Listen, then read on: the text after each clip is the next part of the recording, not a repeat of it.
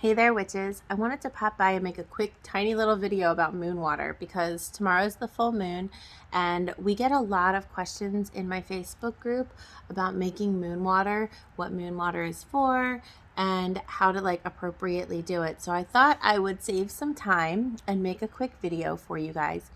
Moon water is water that you put out underneath the moon. A lot of people think that it has to be full moon water, but it really doesn't. It just has to be water that is out under the moon because the moon, as you know, has different phases and each phase does something different. So for example, a new moon or a dark moon will have that energy of planting the seeds, of cultivating your intentions, and of being unseen. It's the work behind the work. It's the energy behind the shifts. That's what a new moon is good for. Full moon water is full of the big, empowering energy of a full moon. It's bright, it's luminous, it is for getting in alignment with your intentions and living your truth and being on the same page as yourself and calling forth all that big power. But maybe water from a waxing or a waning moon is going to contribute different energy, right?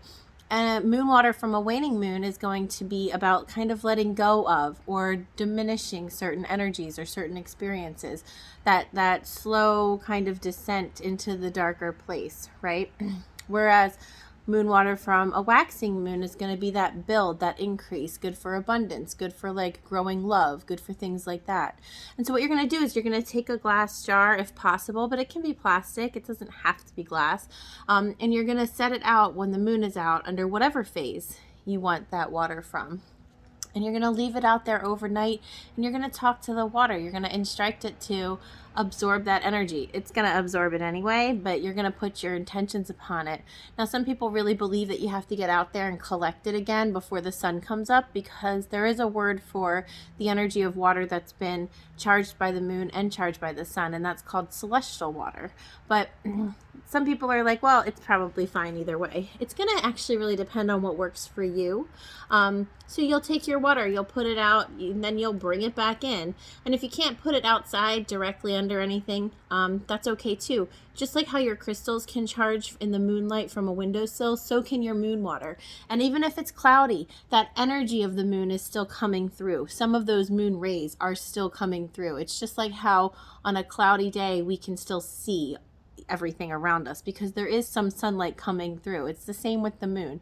Just trust it. Trust that when you put it out and you ask it to do a thing for you, it is. But also be aware of the other weather conditions because if you have a storm happen in the night that you have your moon water out, now that water has some storm energy about it too. And that's going to contribute stormy energy to whatever your water is.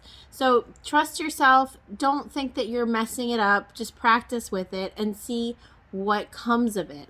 Some uses for moon water are you can use it for cleansing, like crystals or objects. You can use it for charging. So especially if it's full moon water and you want to charge your crystals, you can dip them real quick in your moon water. You can use it to clean your house, to clean your items, to cleanse or bless yourself. You can use it to cleanse your floor, cleanse your home. You can contribute the moon water to honey jars or any kind of spell work. You can cleanse your candles with the moon water before you dress and anoint them. There's lots and lots of things that you can do with moon water, and all of them are valid. So if you're feeling called towards using it in a certain way, I want to encourage you to trust that and to just do it and to see what happens and to give yourself permission to practice, because ultimately witchcraft is a craft and all crafts are just practices as we kind of perfect them and make them become our own and become what we need them to be. I hope this was helpful. Love y'all.